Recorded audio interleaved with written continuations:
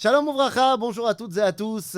Aujourd'hui, émission extraordinaire. Il y a 122 ans, disparaissait un homme qui, vous m'en conviendrez, a changé la face du peuple juif et je pense a changé également la face du monde. Et a donné beaucoup de matériel pour la presse à parler tous les jours aussi.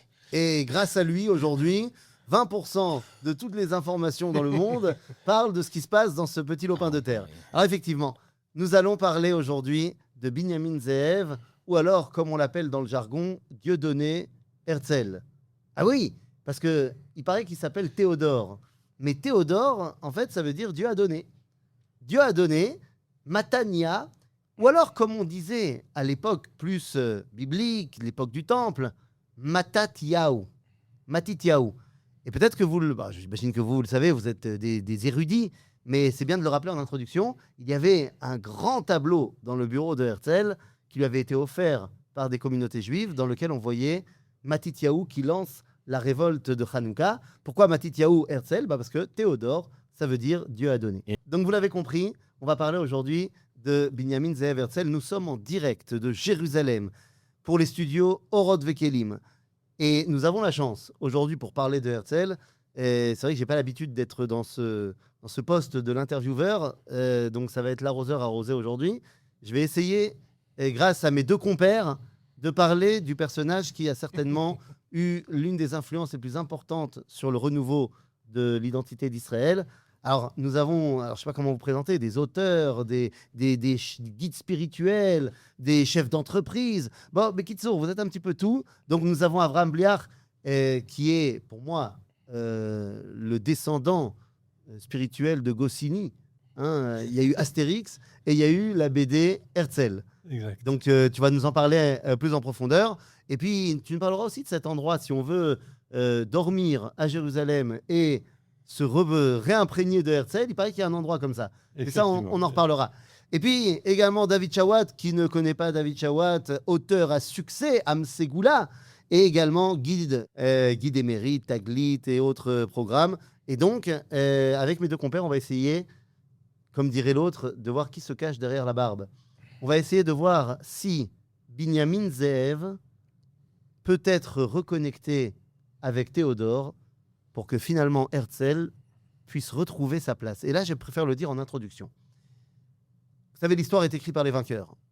Et donc, lorsqu'on a créé l'État d'Israël, la doxa dominante, l'idéologie de Ben Gurion, de Mapai, ont pris la personnalité de Herzl et en ont fait un mythe fondateur, ce qui est très bien en soi. Mais le problème, c'est qu'ils n'ont parlé que de certains aspects d'un personnage et volontairement en ont occulté d'autres. Et donc, l'un des grands travaux qu'on va essayer de faire, aujourd'hui, c'est de voir est-ce que effectivement Herzl était tellement assimilé comme on le dit, n'était-il véritablement pas animé de son identité juive? C'est ce qu'on va essayer de découvrir ensemble. Est-ce que Binyamin Ze'ev peut être rattaché à Théodore? Et je commence par une chose qui est peu conventionnelle. Et je vais prendre mon exemple pour arriver à Herzl. Bon, tout le monde le sait, ce n'est plus un secret. Je n'ai pas grandi dans une famille religieuse. Je ne faisais pas Shabbat, je ne mangeais pas kasher. Mais maintenant, j'ai fait Teshuvah. Et je mange kasher, je fais Shabbat. D'après la loi juive, parce que vous êtes des éminents érudits, est-ce que vous avez le droit de me rappeler mes anciennes fautes? Hein? Absolument pas. Non, on n'a pas le droit. On n'a pas le droit de les askir, les Baal Teshuvah et Tratav Akodmim. On n'a pas le droit de rappeler à quelqu'un qui a fait Teshuvah ses anciennes fautes. Eh bien, il en va de même pour Herzl, car lorsqu'on parle du personnage, eh bien, on va entendre des choses absolument horribles sur ce qu'il aurait voulu faire. Et je dis aurait au conditionnel parce qu'à partir du moment où quelqu'un a une idée qui n'est pas bonne, mais écrit lui-même qu'il revient sur cette idée parce qu'elle n'était pas bonne, on appelle ça faire teshuva. Exemple peut-être le plus virulent, dans sa jeunesse, Herzl pense que pour régler le problème juif, car on va voir à quel point il est attaché à la question juive, eh bien, pour régler le problème juif, il se dit je vais proposer au pape une conversion globale de tous les enfants juifs au christianisme. Pas parce qu'on y croit, mais parce que comme ça, ils arrêteront d'être persécutés, ils seront européens. Et finalement, eh bien, il écrira dans son journal que c'était une très mauvaise idée, qu'il revient dessus, que le seul moyen de sauver le peuple juif, c'est un État pour lui. Donc, revenir aujourd'hui, 122 ans après sa mort, et dire oui, Herzl, celui qui a voulu convertir le peuple juif, il y a une autre chose qu'on va faire éclater, c'est le fameux oui, Herzl a voulu nous envoyer en Ouganda. On en reparlera, mais nous allons mettre ça comme postulat de départ. Nous n'avons pas le droit de rappeler à quelqu'un qui a dit j'ai fait une erreur, quelle était l'erreur qu'il avait faite. Et d'ailleurs, puisqu'on parle de retour à ce niveau-là, Herzl a rencontré le pape. Il a rencontré tous les gens qu'il pouvait rencontrer, qui pensaient qu'ils pouvaient l'aider, et il s'est dit le pape a sûrement une influence là-dessus. Et on a ce témoignage qui est aujourd'hui dans tous les documents officiels, c'est que quand il va pour rencontrer Herzl, on lui dit il y a un protocole. Dans ce protocole, vous devez en fait vous Faire la révérence. la révérence, se prosterner à moitié et lui embrasser la bague sur la main. Et de façon complètement à la limite irrationnelle, Herzl qui était si carré dans les normes, on sait comment il s'est battu pour que tout le monde vienne au congrès, bien habillé, avec le chapeau. Enfin, il était très, très carré sur les normes et sur les usages. Et il a dit non. Mais on lui a dit, c'est pas possible. Il a dit, je ne peux pas me prosterner. Il dira même, comme Binyamin, qui est le seul des enfants de Yaakov qui ne s'est pas prosterné devant Esav, même moi aussi, je serais comme lui, je ne me prosternerai pas. Parce qu'il s'appelle Binyamin. Tout à fait. Je représente le peuple d'Israël et on ne peut pas se prosterner derrière cette idée-là. Ouais. Top. Alors les amis, voilà, après cette longue introduction, rentrons dans le vif du sujet. Mais d'où il vient? D'où il vient ce Herzl? Quelles sont ses origines? Est-ce que tu peux nous en parler un petit peu? 2 mots sur les origines. Parce que moi, je me dis, c'est un mec qui parle en allemand, une grande barbe noire. Ça doit être un Ashkénaze, celui-là. Eh ben non. Comment ça? Il a des origines séfarades. Incroyable. Exactement. Et je vais vous raconter une anecdote qui est pour moi la clé de Herzl. Il y a 35 ans, j'ai reçu un coup de téléphone d'un très grand réalisateur de films qui s'appelait Alex Joffé, qui avait fait tous les films de Bourvil, Pas question le samedi, très connu, et qui m'a dit, écoute, j'ai lu ton livre sur la Haggadah de Kippour, je voudrais te rencontrer. Je dis, pas de problème.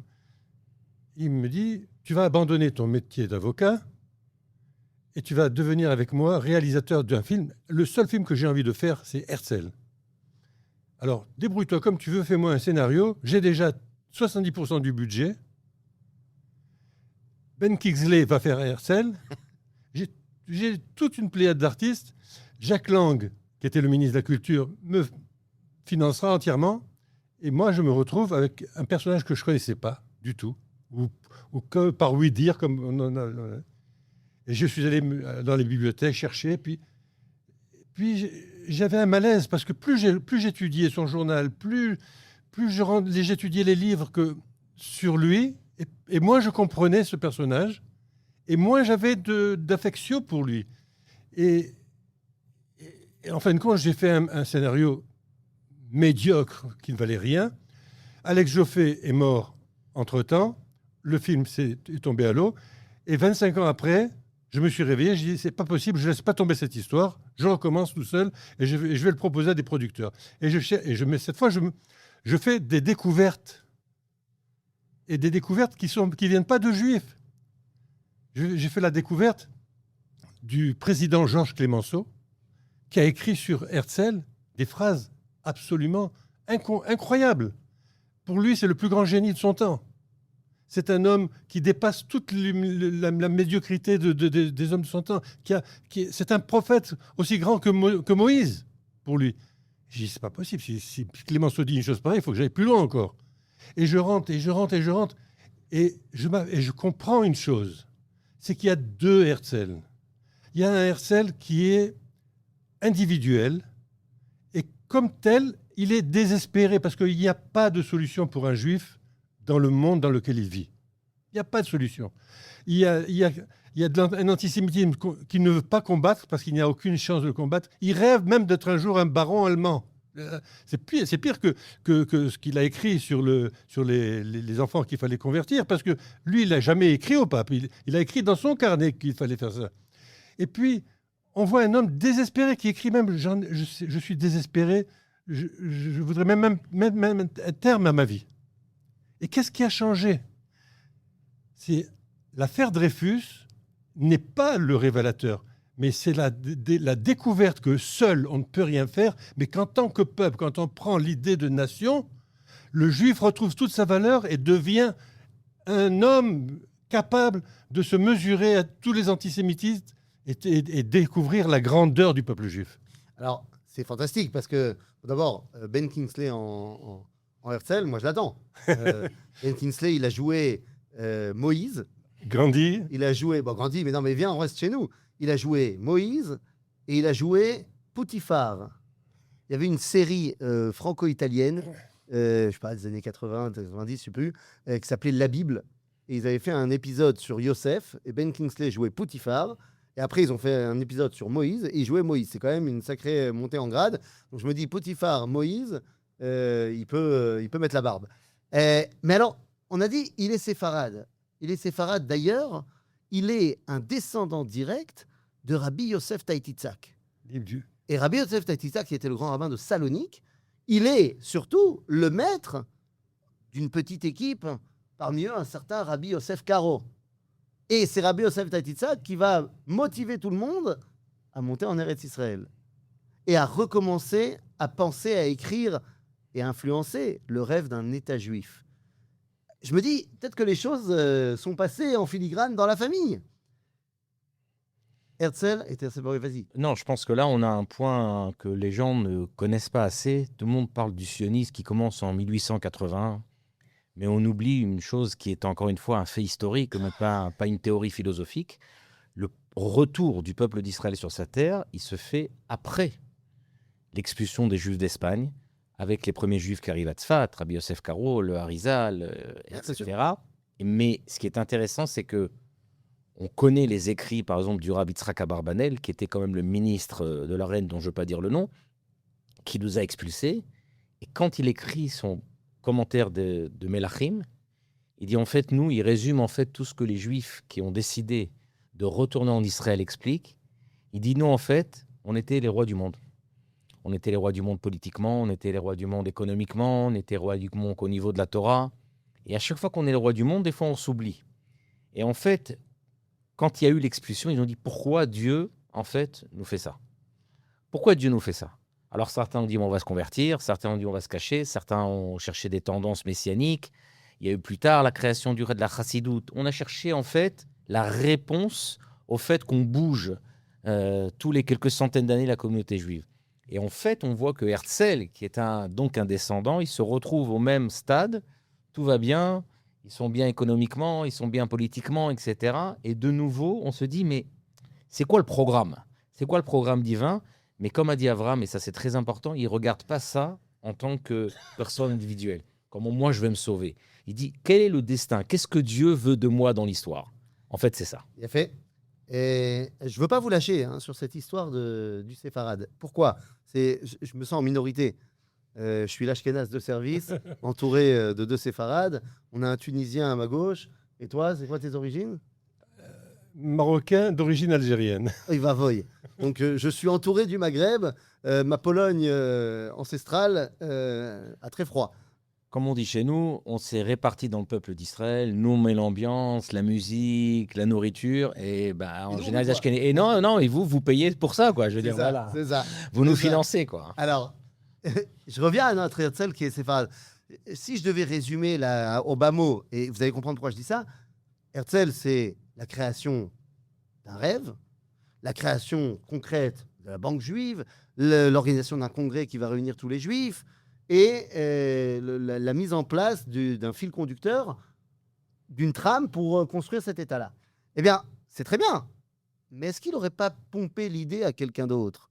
Parce que j'ai dit que c'était un descendant de Rabbi Yosef Taïtitzak, mais il est surtout, plus proche de lui, le petit-fils de son grand-père. Bon, vous allez me dire, ça n'a rien d'extraordinaire. Certes, mais son grand-père, il était chazan. Et pas chazan de n'importe qui, puisqu'il était le chazan dans la synagogue du Rav Alkalaï. de Rabbi Yehuda Chai Alkalaï. Mais dans quel pays? Alors justement, les gens ne savent pas qu'à Sarajevo, c'était communauté Ah séfarade. ben oui, non, c'est pas Voilà. bien sûr. Même bien si sûr, c'est bien sûr. l'Europe, elle est un peu à l'est, C'est c'est vrai, une communauté ça reste une séfarade. communauté séfarade. Eh bien, Rabbi Yehuda Chai Al-Kalai est le premier à écrire qu'il faut faire un congrès pour réunir tous les juifs du monde, qu'il faut créer une banque juive, et il met en place un déroulé pour comment est-ce qu'on pourrait créer cet État. Donc, je me dis, papy Herzl, Chazan, il a dû entendre les Dvar Torah de Rabbi Yehuda Chai Al-Kalai, et je ne sais pas ce qu'il a dit à son petit-fils. Peut-être il est mort quand il avait 19 ans, Herzl, donc c'est possible qu'il y a eu un Bien sûr. contact ou peut-être une influence Merceda. même qui a traversé quand même à travers ça quand même. Mais il a été éduqué dans une éducation goy par ses parents qui avaient eux-mêmes le mythe de l'émancipation, de l'assimilation. Et pour lui, être dans une école goy, c'était naturel, même s'il s'est battu pour défendre les juifs contre les antisémites et qu'il a renoncé à être membre du club du lycée où il se trouvait parce qu'ils étaient devenus anti-juifs. Alors, Donc, justement, il ressent la douleur du peuple juif, mais il ne sait pas comment la traiter. Alors justement, tu m'amènes sur la deuxième question. Dans sa jeunesse, est-ce qu'il est véritablement un juif assimilé ou est-ce qu'il y a quand même des bribes de son identité qui traversent? Je pense qu'on a déjà le fait que, contrairement à ce qu'on dit, c'est quelqu'un que ses parents lui ont fait un brit mila, il a fait sa bar mitzvah, ses parents avaient une place à la synagogue. Alors, ce n'était pas les piliers de la synagogue, mais il venait comme beaucoup C'est quand de même juifs, pas le juif les grandes assimilé fêtes, qui vient plus à etc. la Il synagogue. était dans un Talmud Torah pendant 3-4 ans, où il a appris les bases de l'hébreu et du judaïsme, parce que tout le monde, en fait, se pose la question.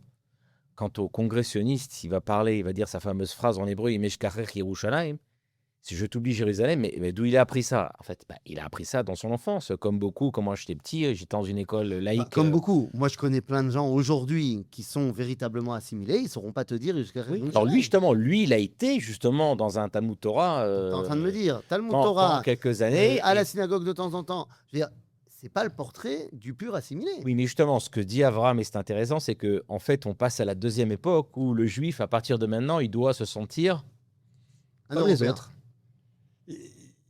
Il y a ce côté duel qui traverse tout le temps l'individu Théodore Herzl. Il écrit à ses parents qu'il est à Ostende, sur la plage de Sand. Il y a beaucoup de juifs, beaucoup trop de juifs sur cette plage, mais il y a des gens qui sont intéressants à part eux. C'est-à-dire qu'il rêve d'être un baron allemand. Il se marie avec une femme dont on peut douter, je ne veux pas le dire, ses origines juives, on ne sait pas. Mais il ne convertit pas son fils, à qui il ne donne même pas un nom juif. Il donne un nom goy, Hans. Hans, c'est le prototype de l'allemand. Et il dit, je ne veux pas le circoncire pour qu'il n'ait pas à souffrir comme moi j'ai souffert. C'est-à-dire que c'est un homme qui souffre, mais qui n'a aucune solution à proposer en tant qu'individu. C'est intéressant parce que, ok, donc il ne circoncis pas son fils jusqu'au bout. À la fin de sa vie, sur son lit de mort, il demande à Wolfson, promettez-moi de le circoncire. C'est-à-dire que je reviens, encore une fois, c'est ce qu'on disait au début.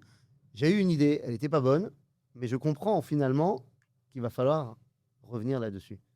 Parce que finalement, à la fin de sa vie, il n'était plus tellement aussi assimilé qu'on pouvait le penser. Et il y a une anecdote qui est extraordinaire, qui fait toute la différence sur 2 ans. En 1893, le rabbin Goodman, qui est le grand rabbin de Vienne, vient chez lui le voir, et il est abasourdi de voir Herzl en train de construire un sapin de Noël. 2 ans plus tard, certainement Herzl a dû être travaillé par ce remords. Il écrit un livre sur la Ménorah et il est obsédé par les Maccabim. Et regardez ce qu'il écrit. Le plus grand triomphe du sionisme est d'avoir conduit une jeunesse déjà perdue à son peuple au judaïsme. Grâce à notre État, nous pouvons éduquer notre peuple à des tâches qui dépassent encore notre horizon, car Dieu n'aurait pas préservé notre peuple si longtemps si nous n'avions pas eu un autre destin dans l'histoire de l'humanité. C'est plus sonne le pas même. vraiment comme un Sa juif phrase fasciné. qu'il va dire au congrès sioniste, je pense que c'est la phrase qui a peut-être le plus d'impact sionisme est un retour au judaïsme avant d'être un retour en notre Israël. terre. Mais non, regardez ce qu'il dit aussi à la fin de sa vie, et ça c'est intéressant, quand il regarde en fait l'idée générale de comment on doit se conduire. On est des hommes parmi l'humanité, on a une influence, comme beaucoup d'Allemands qui pensaient que les Juifs ont une influence. Il fait une distinction intéressante. Nous ne souhaitons pas être cosmopolites.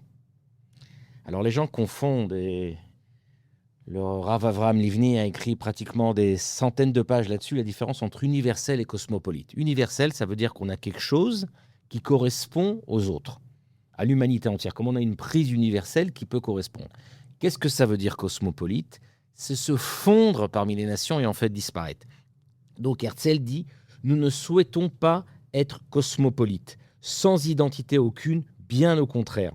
Et regardez ce qu'il dit, notre volonté est d'affirmer notre nationalité en adoptant les valeurs suprêmes de l'humanité, comme il va expliquer dans son livre. On va prendre l'architecture, on va prendre les sciences. Bien sûr qu'on va prendre les choses extérieures à nous. On n'est pas des hommes de Cro-Magnon. Nous souhaitons être fidèles à nous-mêmes. Ce n'est qu'alors que notre fidélité aux autres sera fiable. En fait, il a résumé le dualisme d'Abraham, qui est d'un côté Abraham à Ivry, lui il est d'un côté le peuple d'Israël et le reste de l'humanité de l'autre côté du fleuve, mi-vert, où Abraham Avinu, il est à nous, il est particulier, et d'un autre côté, justement, il est Av, Amon, Goïm. Et quand il se fait quand Dieu lui dit demande de faire la Brit Mila, c'est-à-dire le moment où il a sa spécificité, où il se sépare des nations, c'est là qu'il peut avoir un message et un impact sur l'humanité. Et on a les deux versets qu'on cite souvent. Et regardez quelle partie du peuple cite. On a d'un côté hors la Goïm. On nous répète souvent des gens qui se détachent du judaïsme. Nous devons être hors la Goïm.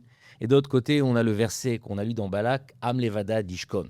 Alors, on ne comprend pas. On doit être hors la Goïm, une lumière pour l'humanité, ou Am Levada Dishkon, on doit rester entre nous.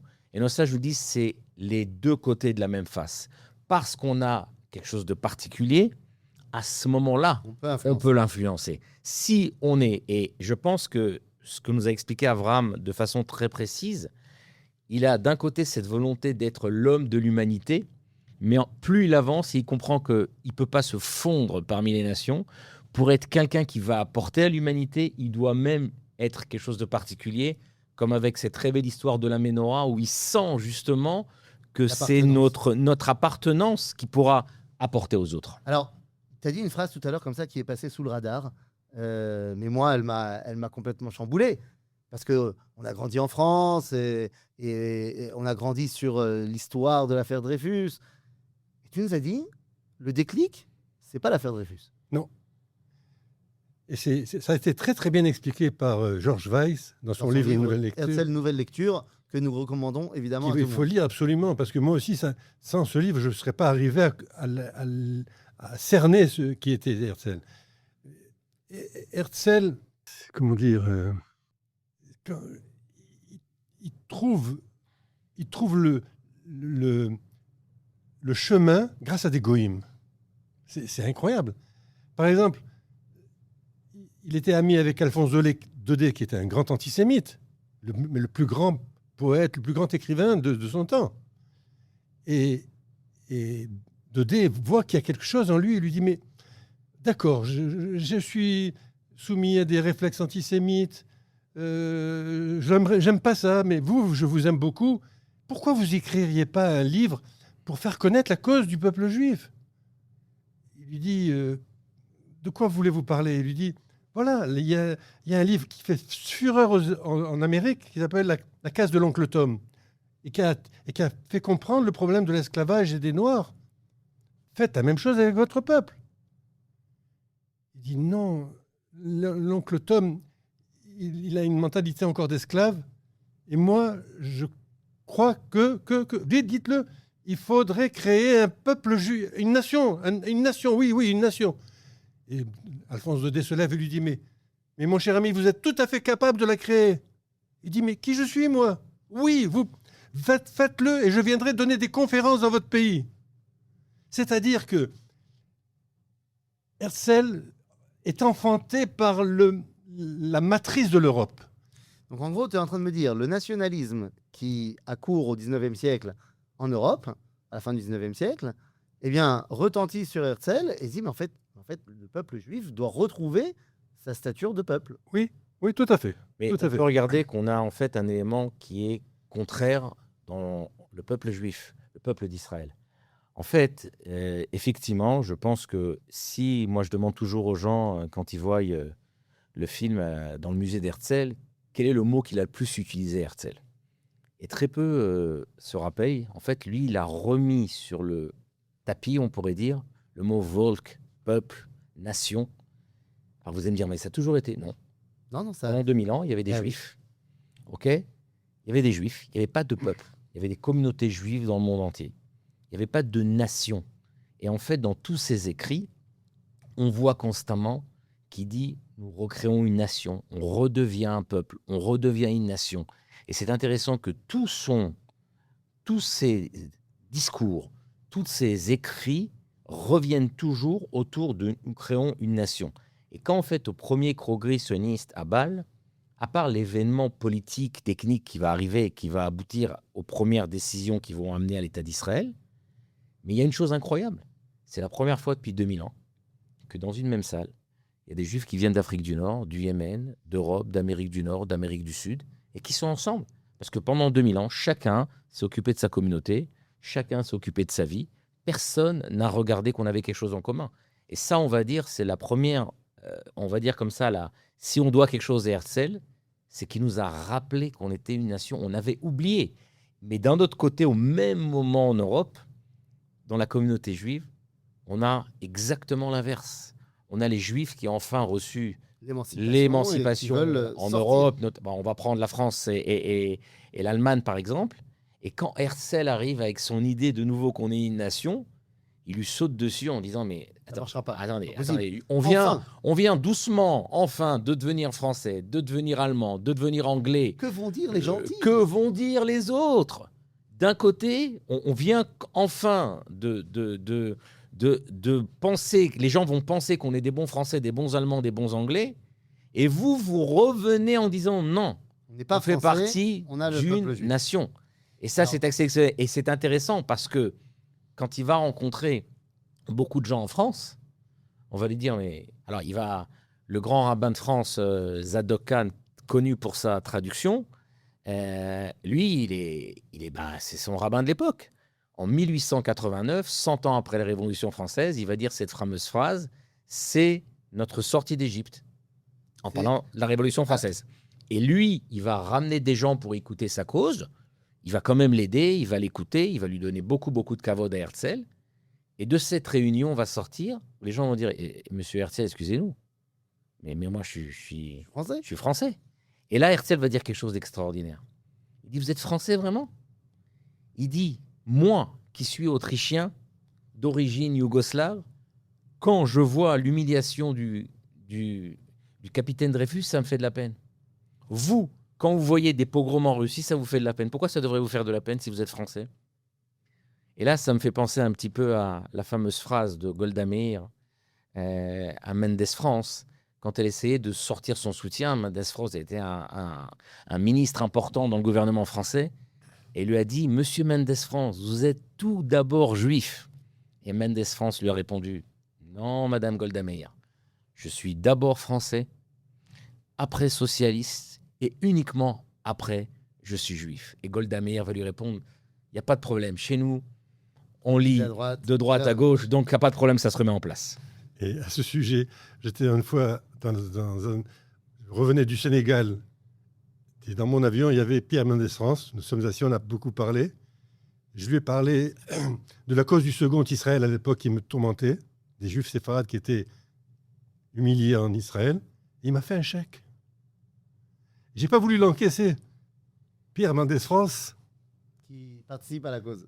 C'est beau. Attends, Botaï.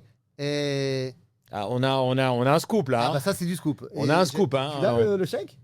Je sais pas. Quelque part. Hein. Je sais pas. Il vaut le coup. Les amis, je rappelle que nous sommes dans les studios d'Oroth Vekelim. D'après l'enseignement de la Kabbalah, c'est quoi Oroth Vekelim? Et il faut créer d'abord l'outil qui va permettre de dévoiler la lumière dans ce monde. Akadosh Baruch Hu, il ne peut pas se dévoiler dans ce monde s'il n'y a pas le monde. Donc on crée d'abord l'outil qui va permettre, le réceptacle qui va permettre de recevoir l'enseignement. Et en fait, quand tu nous parles, tu nous dis qu'il a remis la notion de peuple au goût du jour pour le peuple juif, ça va permettre après au Rav Kook d'écrire dans son livre Oroth, de mettre les lumières de qu'est-ce que ça veut dire le retour d'un peuple. Je pense aussi à un autre grand personnage du judaïsme, cette fois au XXe siècle, un certain Albert Einstein, qui va visiter plusieurs fois en Eretz Israël, et dans une de ses visites, la troisième, il rencontrera le Rav Kook. Et c'est juste après qu'il ait mis en place la théorie de la relativité. Et le Rav Kook lui dit, écoutez, je vous remercie beaucoup d'avoir écrit cette théorie, parce qu'en fait, vous n'avez rien inventé. On retrouve déjà cette idée-là, le temps est fonction de la masse, tout ça, machin. On retrouve ça dans des livres de Kabbalah du XVIIIe siècle, mais personne ne pouvait comprendre cet enseignement, cette lumière, parce qu'il n'y avait pas le cli, il n'y avait pas l'outil. Et grâce à vous, maintenant, il y a l'outil mathématique pour comprendre les lumières. Donc en fait, Herzl, il permet de remettre en place l'outil qui s'appelle le peuple juif, qui était en sommeil depuis 1800 ans, et maintenant il est temps de le réveiller. Alors, les deux, tu m'as parlé tout à l'heure du fait que Herzl, dans un premier temps, dans son kierkegaardisme de Kierkegaard, ça ne se dit pas, mais pas grave, dans sa volonté de dépression existentielle au niveau individuel, dit moi j'aurais rêvé d'être un baron allemand, mais en fait il a été voir un autre baron finalement.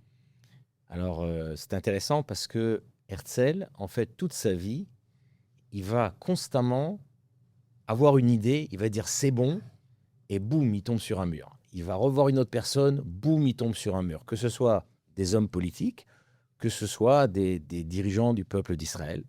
Et l'exemple qu'on connaît tous, c'est sa rencontre avec le baron Hirsch, le baron Maurice Hirsch, et qui est quelqu'un qui a beaucoup, beaucoup d'argent et qui est quelqu'un qui a un grand cœur. Et puis c'est quelqu'un qui est conscient qu'il y a des juifs à part en France. Et donc, lui, il voit les pogroms, et ça, il est important de rappeler, c'est ce qu'a rappelé Avraham. Il a pris conscience de la condition juive bien avant Dreyfus. Dreyfus, ça a été la goutte qui a fait déborder le vase. Mais en fait, dans la fin du XIXe siècle, c'est quelque chose qui est un peu oublié dans l'histoire parce qu'il y a eu, après la Shoah, mais on parle aussi de centaines de milliers de morts dans les pogroms, notamment en Pologne et en Russie. Et en fait, lui, il essaye de se dire, il faut sortir le maximum de juifs d'Europe de l'Est. Et lui, il va faire en fait une... L'idée, c'est de partir... De les sortir. Chez Messi. Oui, chez Messi. On pourrait Messi, dire, mais non, Messi, mais bon, là, cette fois-ci, on a mis... L'idée, c'est de partir en Argentine. Voilà. Et ils vont en Argentine, il y a de la place, on va leur faire des fermes agricoles, et ça marche. Il fait sortir, quand même, on n'a pas les chiffres exacts, on pense entre quelques dizaines de milliers, peut-être même un peu plus de juifs, en fait, qui sauvent des pogroms et qui l'amènent en Argentine. Donc, automatiquement, il trouve ça tout à fait logique d'aller voir le baron Hirsch et lui proposer son idée. Et en fait, il y a deux versions de l'histoire. Je pense que la version qui n'est pas politically correct est vraie. Après qu'il lui explique son rêve, il lui donne son livre. Il le regarde, il dit, écoutez, monsieur Hirsch, moi je suis un homme d'affaires, je suis quelqu'un de sérieux. Merci, l'entretien est terminé, au revoir. Il n'y croit pas une seconde. Une seconde, il n'y croit pas. Maintenant, on a, après son autre rencontre avec quelqu'un que c'est sûr va le croire. Le baron. Un autre baron. Le baron de Rothschild. Donc, tu me parles du baron de Hirsch, mais en fait, le baron de Rothschild et le baron de Hirsch, au départ, ils sont tous les deux partisans du projet Argentine. Et il y a un moment donné où le baron de Rothschild, lui, il va bifurquer et il va sortir un petit peu du côté Argentine pour aller en Eretz Israël. Alors, c'est très, très intéressant l'histoire du baron de Rothschild parce que c'est une histoire qui n'est pas très connue. En fait, le baron de Rothschild, il s'est pas du tout lancé dans un plan de colonie en Israël, de village, pas du tout, du tout. Des Juifs sont venus le voir, et c'était pas un grand homme d'affaires, le baron de Rothschild. C'était surtout un philanthrope, il avait des associations, il avait des vignes, c'était pas... Et lui, en fait, on vient lui demander l'idée, bon, allez, on va aider des Juifs. Et quand il vient pour la première fois, il y a quelque chose qui bouge en lui. Ça marche. Et d'un coup, en fait, on a l'histoire de Zichron Yaakov. À l'entrée de Zichron Yaakov, il y a un cimetière. Et sur le mur du cimetière, il y a une phrase. En fait, il décide, le baron Hirsch propose aux gens de Zichron Yaakov, après qu'il y a une hécatombe à Zichron Yaakov, quand vous rentrez dans le Mariage, cimetière, vous voyez les cercueils de bébés, enfin vraiment, c'est une hécatombe, ça marche pas du tout. Et il leur dit, venez, je vous sors. Et là, ils ont un grand débat entre eux, et ils disent, on ne va pas aller en Argentine, les Reds a voté nous retournons sur la terre de nos ancêtres. Et de là, en fait, va venir le sauveteur, Le baron le baron de Rothschild, qui va venir juste après en leur donnant en fait les moyens, les kélim, les ustensiles avec des économistes, avec des agriculteurs pour subsister. Mais c'est intéressant, c'est que pourquoi au début, alors il est prêt à les aider, mais il est prêt à les aider encore une fois comme philanthropie. Voilà. Mais plus il fait des voyages, et quand Herzl va le voir, il lui dit, mais monsieur, mais vous aidez Israël, pourquoi vous ne m'aiderez pas pour mon État? Il me dit, ah non, attention, moi je suis baron. Nous, on est bien intégrés en France. Les gens ne savent pas que baron, c'est un titre de noblesse français. C'est pas les Juifs qui se nomment baron eux-mêmes. Il dit, on va quand même pas aujourd'hui tout salir. On va me dire quoi? Vous aidez une nation juive alors que nous, on est intégrés en tant que juifs. Mais à la fin de sa vie, le changement le plus dingue, et c'est ce que j'explique toujours quand on est sur la tombe du baron de Rothschild, il avait sa place au Père-Lachaise, dans le cimetière des grands hommes, mais il demande à être enterré avec sa femme en Israël, au-dessus de toutes les implantations, les 34 villages qu'il a aidés.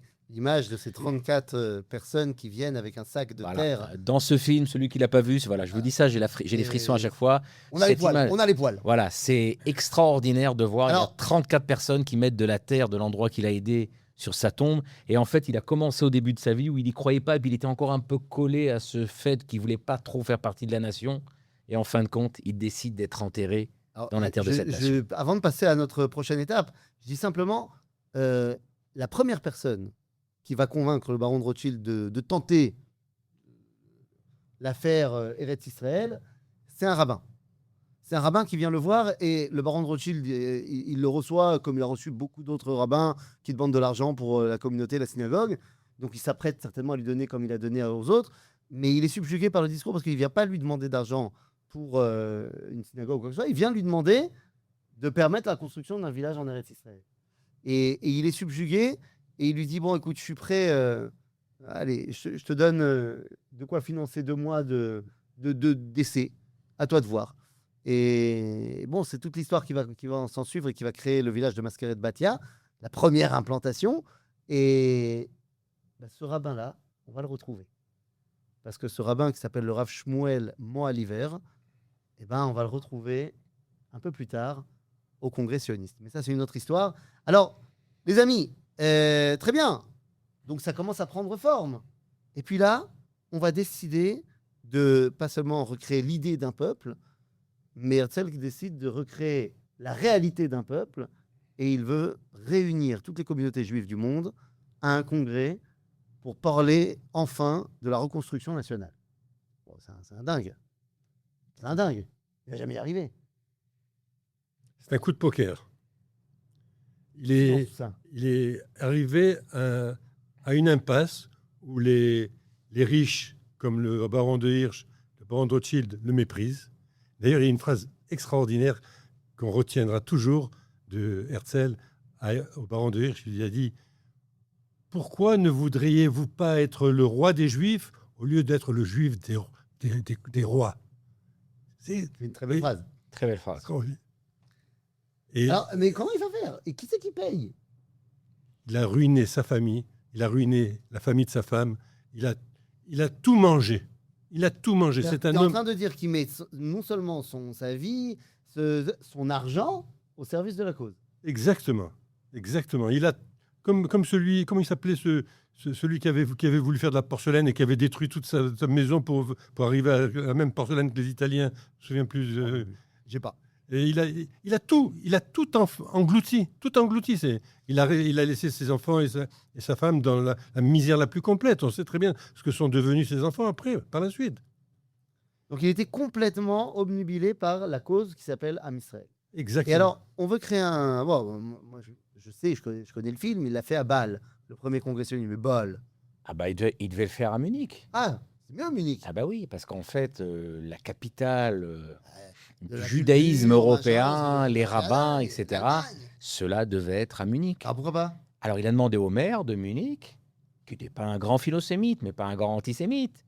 Il a dit d'accord. Et puis après, à un moment donné, il lui dit le maire, ben non, Juif. je suis pas d'accord. Il dit mais pourquoi? Il dit non, moi je veux bien.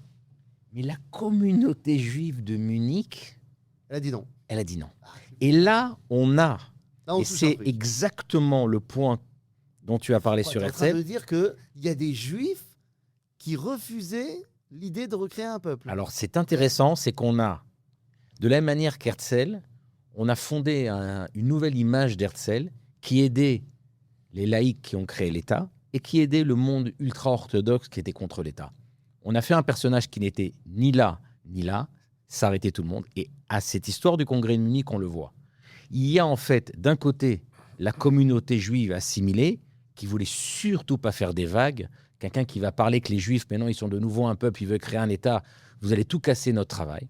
Et on avait la communauté orthodoxe. C'est une histoire assez triste, puisqu'il y avait le monde des réformistes, en France on dit des libéraux, qui était très très influent. Et il y a certains rabbins qui ont dit, il faut se séparer, il faut créer des communautés séparées. Il faut séparer le peuple en deux pour se protéger. Et eux, ils avaient très peur de tout ce qui était extérieur. Et en fait, heureusement que la majorité des rabbins, même ultra-orthodoxes, ils ont dit celui qui signera pour faire des communautés séparées, que sa main soit coupée. C'est-à-dire qu'heureusement que ça n'a pas été accepté, mais il y avait cet esprit de se protéger. Et en Donc, fait, quand on ils ont voit vu... le mec à la barbe arriver, mais sans la kippa. Ils ont dit non. Donc on a eu un intérêt commun entre les gens qui étaient très assimilés et qui voulaient rien savoir de retour qu'on ait un peuple, etc. Et des gens qui ont eu peur que c'est pas possible que Dieu amène l'État à l'époque messianique avec quelqu'un qui n'est pas exactement comme on le souhaitait. Pourtant, il a bien noir et blanc, il a une belle barbe. Il a tout ce qu'il faut. Il a la barbe, il a le Attends, parce que il là, a le look. là, tu viens de dire quelque chose qui mérite d'être relevé. Tu dis qu'il arrive devant les Bnei Israël, il se présente en disant j'ai une mission, allons-y, et lo ya'aminu li, velo yishma'u bekoli, ve'omru lo nira elecha Hashem. Mais effectivement, l'histoire. Je traduis juste pour nos téléspectateurs qu'il arrive et il est rebooté par les Juifs et ils disent mais c'est pas possible, pas un mec comme toi. Dieu il peut pas parler par un mec comme toi, c'est pas possible. Et je fais exprès d'utiliser certains versets du livre de Shemot parce que il ressemble quand même à un personnage. Tu le disais tout à l'heure. Écoutez, pour moi, Herzl, c'est un puzzle de 2000 pièces à assembler, que beaucoup ont mal assemblé et qui fait qu'on se retrouve avec un personnage horrible, et d'autres qui sont arrivés petit à petit à mettre le plateau de puzzle en place. Un Comme qui est une- arrivé presque Comme une mosaïque. comme une mosaïque. Un qui est arrivé presque, c'est le Rav Kook, et qui voit en Herzl le Mashiach Ben Yosef. Alors attends, ça on va y revenir à la notion messianique de Herzl, mais juste, je te ramène à la notion mosaïque avant messianique. Parce qu'il ressemble quand même beaucoup à... Mais pour moi, c'est pas pour moi, pour le Moshe Cohen, le Rav Khalfan, qui était le grand rabbin de Tunisie et qui est d'un niveau aussi grand que le Rav Kook, il a dit mais arrêtez, qui êtes-vous pour pouvoir juger celui que Dieu a envoyé? Ce n'est pas le Mashiach Ben Yosef, c'est Moshe Rabbeinu lui-même. Et j'ai trouvé, moi, 12 traits de correspondance entre Moïse et Herzl. Chacun des Attends, je traits... note. T'as les 12 là? Je vais essayer de tête. Ah vas-y, donne-moi des trucs. Il a été éduqué comme un Égyptien Moshe. Il a été éduqué comme un Autrichien. Il a pas circoncis son fils? Il n'a pas circoncis son fils. Il a épousé Tzipora. Il a épousé une femme Juliette. qui n'est peut-être pas juive. Oh, t'es dur. Etc., etc., etc. Et il y a 12 points de correspondance où les Juifs ne le veulent plus. Et c'est Moshe Rabbeinu. Et c'est intéressant, c'est qu'il parle justement de ses souvenirs quand il avait 7-8 ans, Oui. Herzl, et il dit le souvenir le plus flagrant que j'ai de mes études juives, c'est la sortie d'Égypte. Et ce qui est intéressant, c'est qu'il dit, quand mon prof m'enseignait la sortie d'Égypte, il m'enseignait ça comme une histoire de l'époque, etc. Et moi, je ne comprenais pas comment une histoire aussi incroyable ne soit pas vivante et tellement énergique. Effectivement, il a vécu avec cette sensation, effectivement, de se dire, je vais le faire. Est-ce qu'au début, ça va marcher? Non, c'est-à-dire, au début, à la limite, ça fait des problèmes. Donc, Et- oui, tu vois. Et moi, je vais vous poser une question. Qu'est-ce qui est plus grand? L'ouverture de la mer Rouge pour faire en 2 morceaux pour faire passer les Juifs, ou rassembler du monde entier des communautés dispersées qui ne se connaissaient plus, qui ne vivaient plus ensemble, qui ne vivaient plus au même rythme, qui n'avaient plus du tout le souvenir même de ce qu'ils étaient, alors que les Hébreux savaient qu'ils étaient Hébreux. Eux, les Juifs ne savaient même plus ce qu'ils voulaient. Et ramener tout cela, les sortir et les amener en Eretz Israël, qu'est-ce qui est plus grand? Alors, on va faire une relation mathématique toute simple. Hein. La sortie d'Égypte, on est sorti d'un pays après 200 ans d'esclavage, 210, 200 ans d'exil. Et dans notre génération, on est sorti de 100 pays après 2000 ans. Exactement. Bien fait. C'est très simple. Est-ce qu'on ne serait pas en train de comparer Herzl à Moshe? Alors, je le dis sans conférir. On compare clairement Herzl à Moshe, mais on ne le compare pas à Rabbeinu. C'est-à-dire qu'il y a le Moshe qui est Exactement. le Goël Rishon, Oui, tout à fait. c'est-à-dire celui que Dieu a choisi pour sortir le peuple d'Égypte. Et face à cela, eh bien oui, Akadosh Baruch Hu a choisi quelqu'un, Dieu l'a donné, Théodore.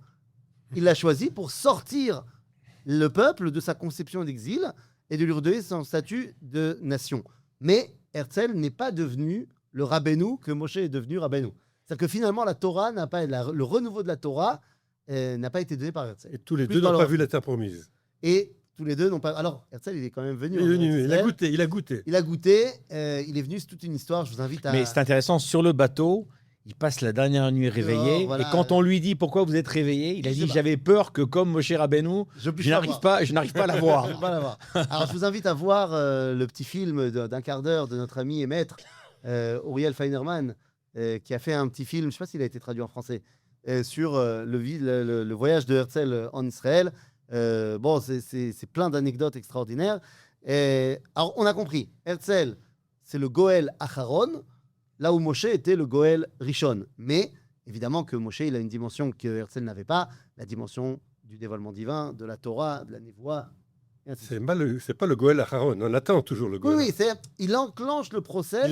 Sans lui, il ne pourrait pas Voilà. y avoir. C'est le début du processus Exactement. de ce qu'on va appeler le messianisme. Et on fera la différence dans quelques secondes entre Mashiach ben Yosef, Mashiach ben David. On va y revenir. Mais juste avant la dimension messianique, on va terminer avec la dimension messianique. Mais avant cela, j'aimerais parler un petit peu d'autres barbus, les rabbins. Parce qu'on est en train de parler là du retour du peuple juif, que Herzl a réussi à fédérer. On était sur le premier congressionniste. Donc finalement, tu m'as dit, de Munich, la communauté ne voulait pas, donc il est passé à Bâle. Au début, ça devait être dans un cellier à bière. Finalement, il arrive au casino municipal. La La classe. classe. Tout le monde doit être habillé comme il faut, pas comme nous, tu vois. On n'est vraiment pas les bons disciples de Herzl. Herzl, il nous aurait vu là, habillés en n'importe quoi. Il aurait dit, mais qu'est-ce que ça veut dire Et il vient et il parle. Et je me dis, mais attendez, on a parlé tout à l'heure du retour, le sionisme, un retour au judaïsme avant d'être retour à notre terre. Il terminera en disant, Imeshkacher Yerushalayim. D'accord. Mais qui parle au congressionniste, au premier congressionniste? Il y a Herzl qui parle, mais est-ce qu'il y a d'autres personnes qui sont invitées à parler? Qu'est-ce que vous en pensez? Vous n'étiez pas là, vous n'étiez pas invité? Vous n'avez pas reçu l'invite? On était invités, mais on n'a pas pu venir. Herzl parle et il demande à quelqu'un d'autre de parler. Une seule autre personne qui ne pourra pas parler parce que son médecin lui a interdit de venir. Il est très malade, il est très vieux et il mourra d'ailleurs 3 semaines plus tard. Mais il envoie un mot. Et ce mot sera lu au premier congressionniste. Donc il y a Herzl qui parle et l'autre, eh bien, c'est comme je disais tout à l'heure, le Rav Shmuel Moaliver. Il faut comprendre, le Rav Moaliver est le premier qui va ramener concrètement avec le baron. On y va, on construit des villages, on fait quelque chose. Et Herzl va envoyer une lettre au Rav Moaliver en disant, voilà, j'ai appris que vous vous occupiez des Juifs en Eretz Israël, aidez-moi, je ne sais pas quoi faire. Et ils ont un contact très positif, si bien que Herzl lui demande de parler au congressionniste. Et le Rav Moaliver, donne un texte absolument incroyable où il dit, ça y est, ce qui est en train de se passer maintenant, c'est le retour prévu dans la Torah, c'est l'espérance des prophètes qui est en train de se réaliser. Alors le Rav Moaliver donc est un pro Herzl. On connaît beaucoup les barbes qui sont les anti-Herzl, mais il y avait des rabbins qui étaient pros. Il y a des rabbins à l'époque des événements, ou peut-être juste après, mais on va commencer par l'époque des événements. Est-ce qu'il y a des rabbins qui disent bon bah on y va parce que ce que vous m'expliquez là, vous êtes bien gentil, mais vous avez des petites barbes. Est-ce que les grandes barbes Je pense qu'on pourrait dire la phrase que disait toujours le Rav Tziyuda, hein, quand il a essayé de... Rav Tziyuda Kook. Tziyuda Kook, le fils du premier grand rabbin d'Israël, qui disait toujours, son père lui disait, il essayait d'essayer de convaincre les communautés dans le monde de se rallier et venir en Israël. Il a dit, il y a une minorité pour, une minorité contre, la majorité... C'est pas de quoi on parle. Elle ne sait pas de quoi on parle, ça ne l'intéresse pas. Tu peux me donner des gens de minorité pour? Parce que, est-ce qu'on a des noms de gens qui ont vu les choses et qui ont dit bah, c'est pas possible. On a l'histoire. Rav Marcus était un grand partisan de Herzl. Et c'était lui, il représentait la tradition chassidique de son temps. Tandis que le rabbi de Lubavitch de l'époque a fait un kherem. Le Rabbi Amor Rachab. Un kherem complet sur Herzl. Alors, Et c'est intéressant parce que justement, le rabbi de Lubavitch, quand on lui a dit pourquoi vous n'êtes pas le sioniste, il a dit il y a un mouvement qui s'appelle Bilou. Bet Yaakov, Lechu Venincha. Le peuple d'Israël, la maison d'Yaakov, venez, on y va. Mais ils ont dit, ils se sont arrêtés, ils ont oublié la suite du pasouk. Bet Yaakov, Lechu Venincha, Beshem Hashem. c'est toi qui Elle a dit si vous rajoutez Beshem Hashem, on est bon. on est bon. Qu'est-ce que les gens lui ont dit? Si aujourd'hui il y a des gens qui sont pratiquants et qui viennent avec nous dans le mouvement sioniste, il y aura Beshem Hashem. Mais Alors justement, la première alia, elle les gens, elle est complètement Beshem Entre Hashem. parenthèses, la deuxième alia de Bilou, elle est majoritairement Beshem Hashem. Oui, mais je veux dire, plus ça va, et moins il y a de gens pratiquants qui viennent. Il y avait des gens qui venaient aussi de l'influence du Rav Kalischer, les Chovev et Tzion. Et en fait, il y a des gens qui ne savent pas comment se situer, mais qui voient quelque chose. On connaît tous le Chafetz Chaim, qui va dire cette phrase extraordinaire quand on va lui raconter qu'il y a des colonies, etc. Alors, je ne vais pas le dire en yiddish parce qu'avec mon accent, ça ne va pas le faire. Mais il a dit, c'est ça. Dos is dos. Dos is dos. Il dit, ça commence. Nachon. Il dit, en fait, ils comprennent le retour, mais ils ont du mal à comprendre. Mais c'est intéressant parce que dans la tfila, celui qui fait le moussaf de Shabbat, il y a quelque chose qu'on ne sait pas. Il y a dans les anciens Sidurim Sfarad, il y a 2 versions dans le moussaf. Il y a Tikanta, Shabbat, Ratzita, etc. Mais il y a aussi une autre version qu'on ne lit pas. Et a priori, c'est la version pour les Sfarad. Quand on regarde le Shulchan Aruch et le Tour, on nous dit en fait, les Sfaradim, ils auraient dû dire l'autre version est pas Tikanta, Shabbat, Ratzita, etc. Et là, c'est exceptionnel. On nous raconte pourquoi on doit dire cette version. Parce qu'en fait, c'est les initiales de Tashrak. Et la Gemara nous raconte qu'à l'époque de la délivrance, il y a un oiseau oftamé, un oiseau impur. On va laisser tous les détails sur quoi il est assis, etc. Qui va en fait dire Shrak, Shrak, et qui va annoncer la Géoula. C'est-à-dire que non, mais là, la Gemara nous dit qu'au départ... Tu nous as perdus parce que tu dis des trucs, moi je sais de quoi tu parles. Alors justement, non, je veux dire que... C'est quoi ta Shrak? Alors voilà, non, ce que je veux dire, c'est que nos sages déjà avaient comme idée qu'il est possible que la Géoula ne vienne pas spécialement par des grands rabbins. Non, mais tu m'as pas expliqué, tu as raison, mais c'est ça le problème des Talmidei Chachamim. C'est que dans ta tête, ça va trop vite. Tu m'as dit, ils ont vu que c'était Tashrak. Mais c'est Tashrak. Tashrak, c'est les lettres de l'alphabet à l'envers. C'est tout le truc. Normalement, les choses se font dans le bon sens. Il y a la Torah qui nous amène à dévoiler Dieu. Donc c'est Aleph, Bet, Gimel, Avgad. Mais dans la Géoula finale, eh bien, ça sera Tashrak. Si on n'est pas méritant, tout peut arriver. Parce que souvent, les gens nous disent pourquoi Dieu n'a pas fait que ce soit des rabbins qui amènent des délivrances. On n'était pas méritant, on aurait pu le faire. Peut-être que c'est une question de méritant, pas voilà, on aurait pu le faire. Ou peut-être qu'il y avait une volonté. Ils n'avaient tout simplement pas les capacités de créer un État en mode qui marche. Mais c'est intéressant parce qu'on a parlé du Rav Moshe Chalfon HaKohen, qui n'a pas eu la chance de faire sa alia. Mais la photo qu'on voit de lui, les gens ne savent pas, c'est la seule photo C'est la seule photo qu'il a prise dans sa vie. C'est la photo qu'il a préparée pour son passeport. Et Chutz Mizeh, Et lui, si on regarde, j'ai guidé beaucoup de juifs de Djerba, à Djerba et en Tunisie en général, un nom qui est complètement classique, c'est Herzl. ah, bien sûr. C'est- Et Rabbi Moshe Khalfon, d'abord, entre parenthèses, Rabbi Moshe Khalfon à Cohen, on y reviendra dans la notion messianique, mais lui, il l'appelle clairement Mashiach ben Yosef. Il ne dit pas Ikveta de Mashiach ben Yosef, il dit Mashiach ben Yosef. Mais Rabbi Moshe Khalfon n'est pas venu, mais il a acheté une maison à Enkarem, ou Bet Hakerem, et non seulement lui, mais toute la communauté, parce qu'il a ordonné qu'il fallait que tout le monde achète un bien en Eretz Israël. Bekitsour, alors oui, mais moi je reviens à mes barbes. Je me dis, Herzl, il arrive. Il a sa barbe, il n'a pas sa kippa, il parle comme un occidental, il parle comme un autrichien, un allemand. Alors oui, le Volk, mais bon, je sens que ça fait référence à des trucs juifs.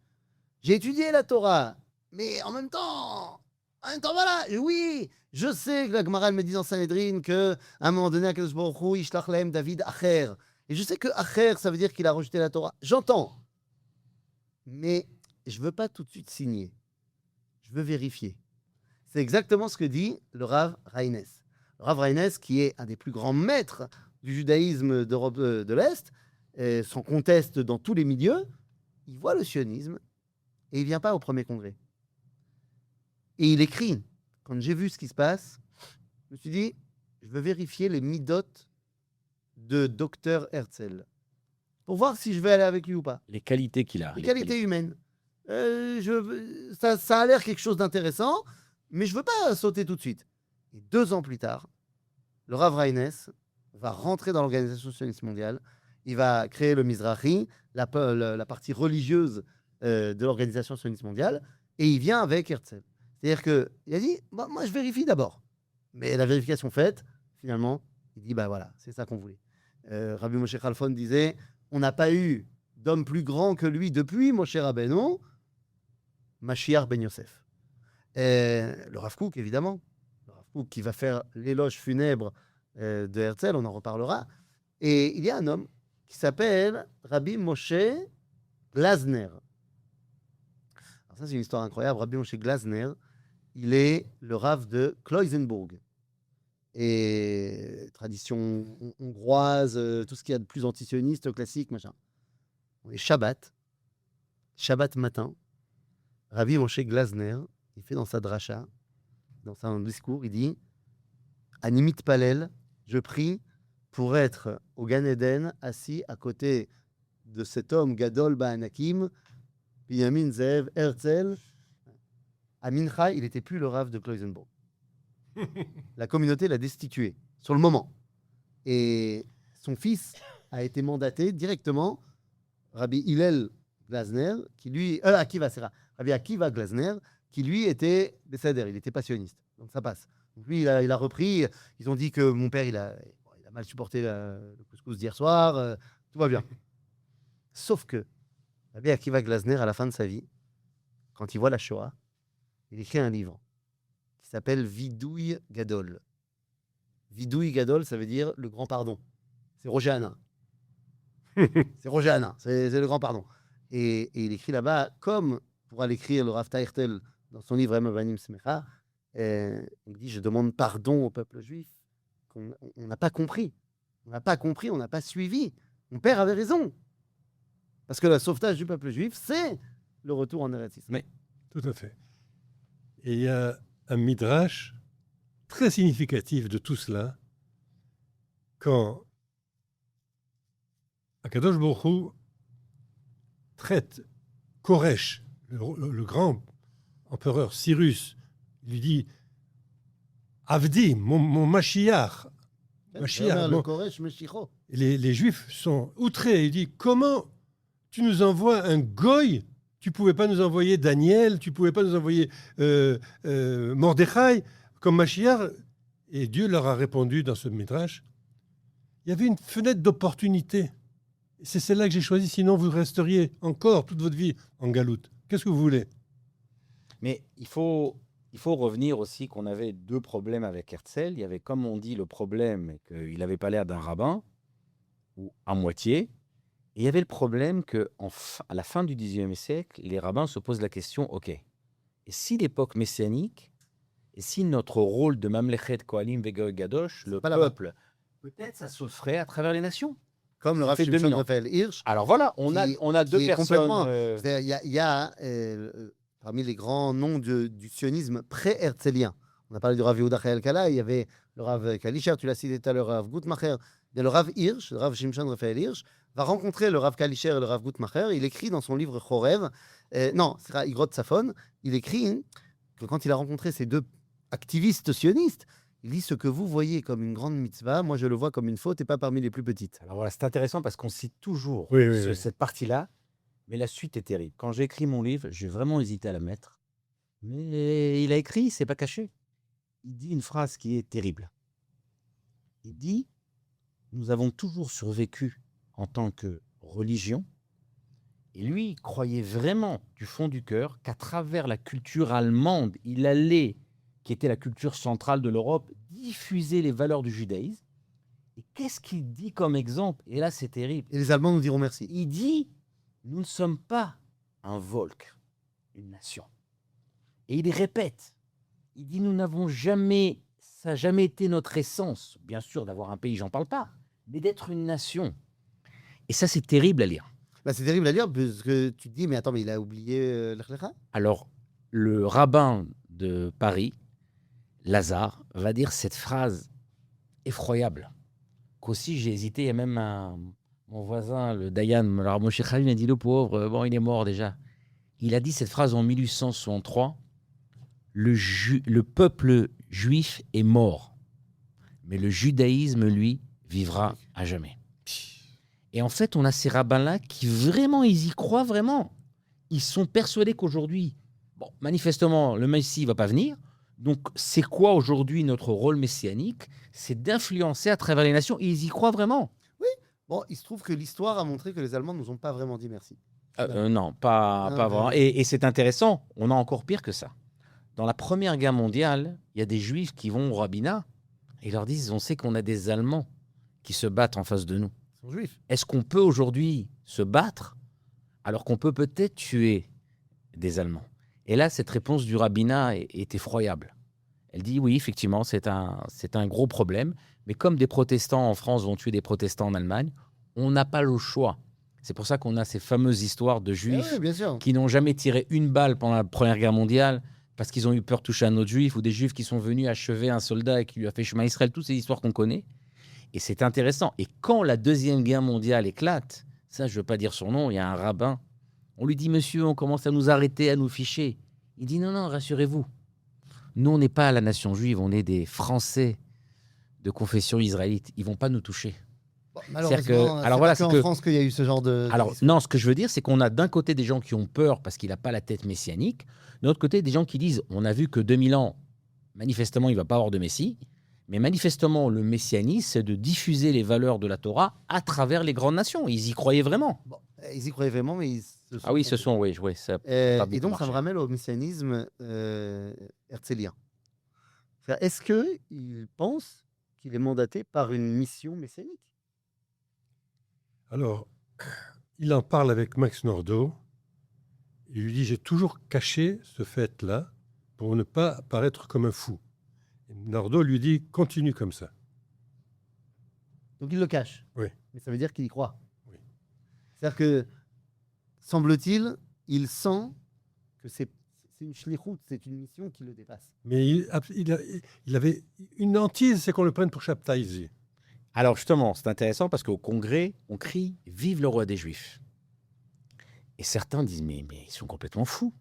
Quel roi des Juifs ?» Et en fait, les gens ne comprennent pas. C'est ce qu'a dit si bien Abraham, plutôt que d'être les Juifs du roi, soit le roi des Juifs. À partir du moment où il a rassemblé la nation entière, alors ça change tout. Maintenant, le Rav Ashkenazi, Manitou, il a une remarque assez surprenante parce qu'on peut la voir avec les yeux. Il a dit, regardez, et attention, je veux bien faire la différence entre les pays sous domination chrétienne et les pays sous domination musulmane. Il dit, regardez tous les pays sous domination musulmane. Le sionisme, Israël, ils sont venus. Normal. Yémen, Afrique du Nord, Iran, Irak, même les pays musulmans qui étaient dans l'ancienne URSS, comme les Caucases, les Boukharim, c'est les Oui, Oui, c'est la Bosnie. Bon, actuelle. en fait, tous ces pays-là, les Juifs d'Éthiopie, dès qu'on leur a dit Israël, ils n'ont pas du tout réfléchi une seconde. Ils sont venus. Les pays sous influence chrétienne, ça a été autre chose. Et en fait, le Rav Ashkenazi se dit peut-être qu'il y a eu tellement de faux messies Chez les Ashkénazim. chez Ashkenazim issus qu'on a mis le personnage de l'homme, du Messie comme principal et pas l'époque et le processus, que les rabbins, ils ont arrêté de parler d'époque messianique et Intéressant. d'Israël parce qu'ils ont eu peur. Ils ont vu qu'en fait, quand on parlait d'époque messianique, ils se mettaient automatiquement sur le modèle qu'ils avaient. Il y a un homme qui arrive, il fait abracadabra et il fait tout sortir et c'est fini. Alors que en fait, et là je pense que Herzl, on voit dans ses écrits, je ne sais pas s'il a appris ou il a senti, il explique bien qu'une époque messianique, il y a bien sûr des leaders, mais il y a un processus. Bien sûr. Et dans son livre, quand il dit ça va prendre du temps, il dit oui, mais la question c'est est-ce qu'on avance vers ce but? Alors justement, une des choses aussi, une des différences qu'il y a entre le monde ashkénaze et séfarade, c'est le fait que dans le monde séfarade, on n'a jamais arrêté d'étudier le Tanakh, la Bible. Chose qui était pratiquement, je ne vais pas dire tabou, mais presque dans le monde ashkénaze. Et également, on n'a jamais arrêté d'enseigner la Kabbalah. Chose qui était tabou dans le monde ashkénaze pratiquement pour tout le monde. Et effectivement, quand tu lis le Tanakh, bah, toutes les 2 pages et demie, on t'explique qu'il faut être ici. Et que la notion de collectif, c'est la notion phare de tout l'enseignement de la Kabbalah. Donc finalement, peut-être que ça a aidé le monde séfarade à se reconnaître dans ce qui est en train de se passer. Alors, on parle de Herzl et du messianisme, et dans la tradition juive, il y a 2 formes de messianisme différents. L'un qu'on appellera Mashiach ben Yosef, et l'autre Mashiach ben David. Disons-le tout de suite, Herzl n'était pas Mashiach ben David. C'est clair. On est d'accord. Mashiach ben David, c'est la Neshama. C'est le moment où, grâce à lui, on arrive à connecter le monde entier à Kadosh Baruch Hu. Il y a un dévoilement de la Torah, et Roi HaKodesh, tout ce que tu veux, l'Esprit divin. Ça, c'est Mashiach ben David, et Herzl, c'est pas lui.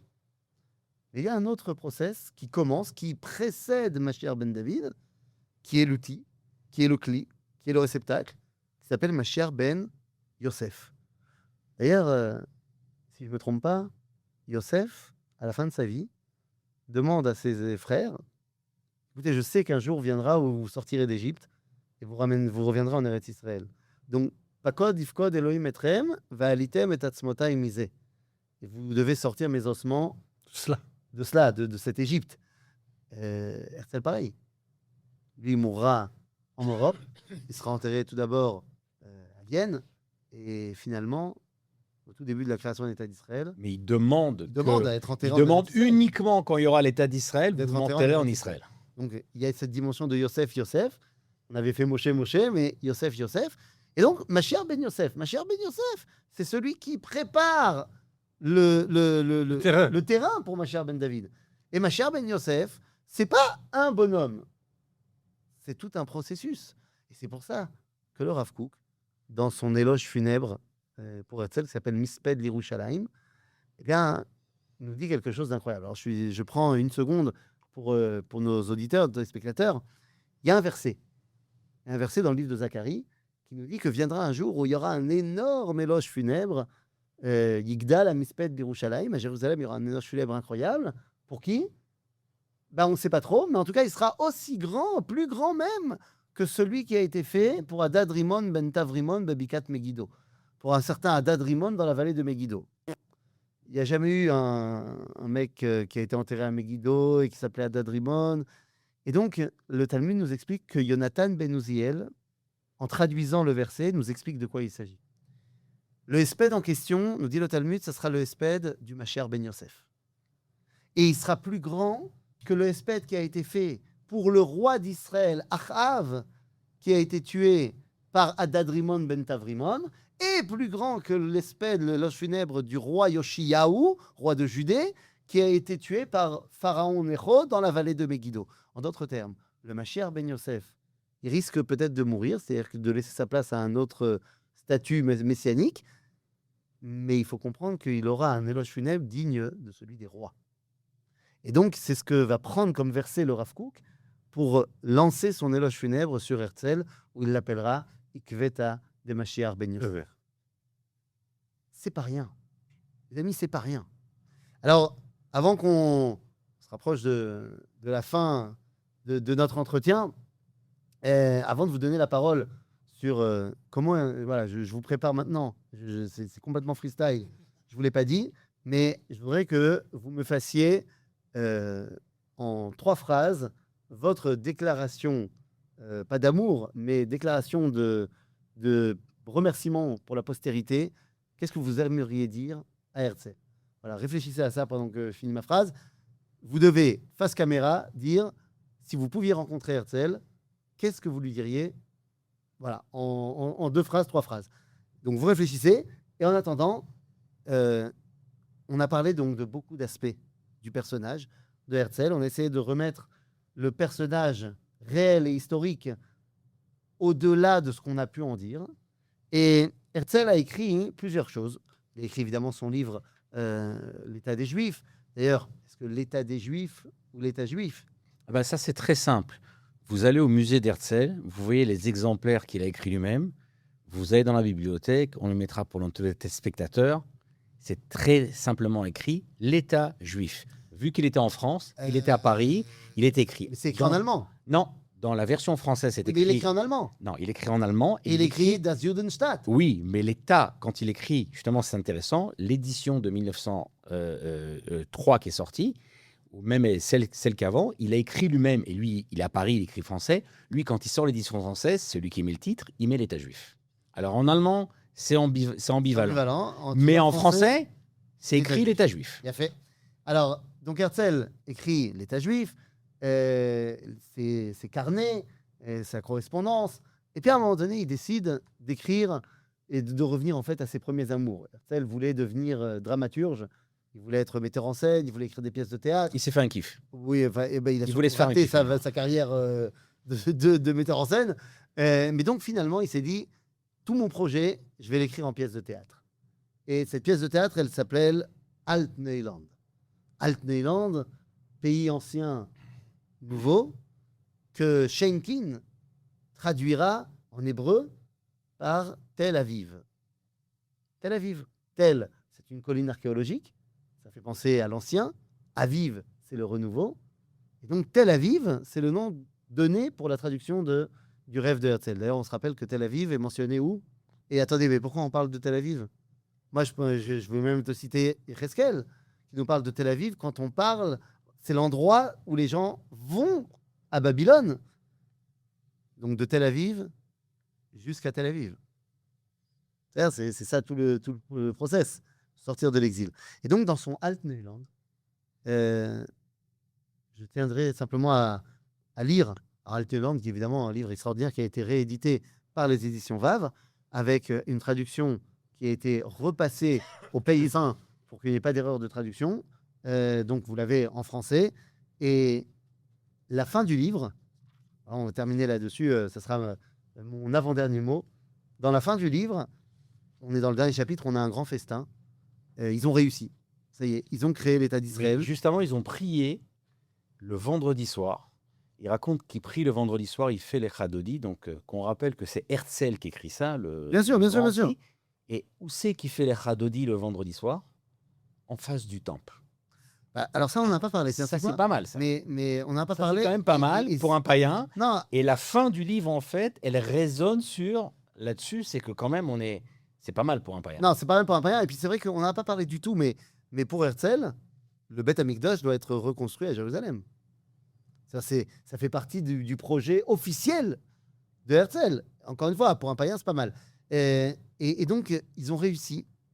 Et Herzl met dans le tout dernier chapitre, il dit voilà, chacun va dire... Chaque personnage de son Du- livre, du- en du fait, livre. va parler. va dire pourquoi on a réussi, qu'est-ce qui nous a permis de réussir tout ça. Donc chacun y va de son petit texte. Certains diront c'est l'agent juif, certains diront zazala. Et finalement, il décide, voilà, je vous le montre ici, c'est la dernière phrase du livre, la dernière phrase de son œuvre, où il met en scène le rabbin. Et d'ailleurs, le rabbin, il l'appelle Samuel. Pourquoi Samuel? Parce qu'en fait, il fait référence au Rav Shmuel Moaliver, dont on a parlé tout à l'heure. Et il dit comme ça. Donc finalement, alors il Il dit l'architecte a dit c'est le retour de l'unité du peuple, c'est les nouveaux moyens de transport. Le docteur Marcus dit c'est la connaissance. Joe Levy dit c'est la volonté, la force de la nature. Et finalement, il y en a un qui dit la confiance en soi, l'amour, la souffrance. Mais le vieux rabbin Samuel se leva solennellement et dit Dieu.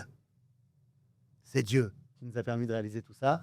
C'est le dernier mot de celui qui n'avait pas de kippa, mais qui a très certainement été celui qui a le plus contribué à la réalisation du projet divin. Messieurs, face caméra, Herzl est devant vous. Vous ne parlez pas au peuple juif, vous lui parlez à lui. Et qu'est-ce que vous aimeriez lui dire 122 ans après sa mort?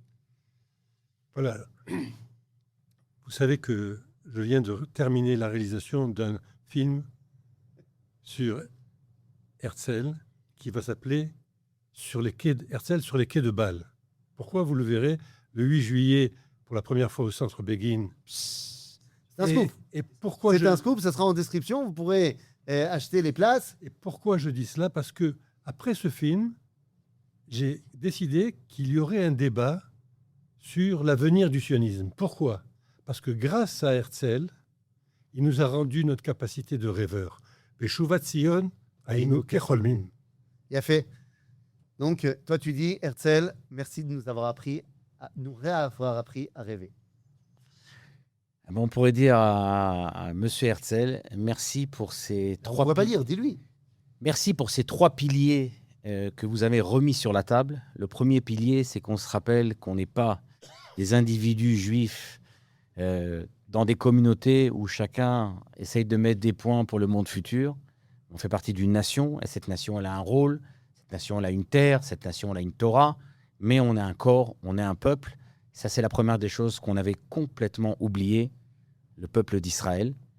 Et la deuxième chose, c'est qu'il nous a appris à rêver. En hébreu, rêver, c'est les mêmes lettres, l'achlom, c'est les mêmes lettres que l'alchim, soudé. Et en fait, tout ce qu'il a fait, c'est qu'il a pris, merci Monsieur Herzl d'avoir pris toutes ces aspirations, toutes ces choses qui sont tellement importantes dans la vie et de la mettre dans la réalité. Et d'ailleurs, c'est intéressant, il y a une rencontre au début du livre du Zohar, c'est pas que j'ai eu le Zohar, mais l'introduction, on la connaît, entre Rabbi Shimon Bar Yochai et Eliyahu Hanavi. Et Eliyahu Hanavi fait un quiz à Rabbi Shimon Bar Yochai en lui montrant le ciel, il lui dit « Mi bara ele ».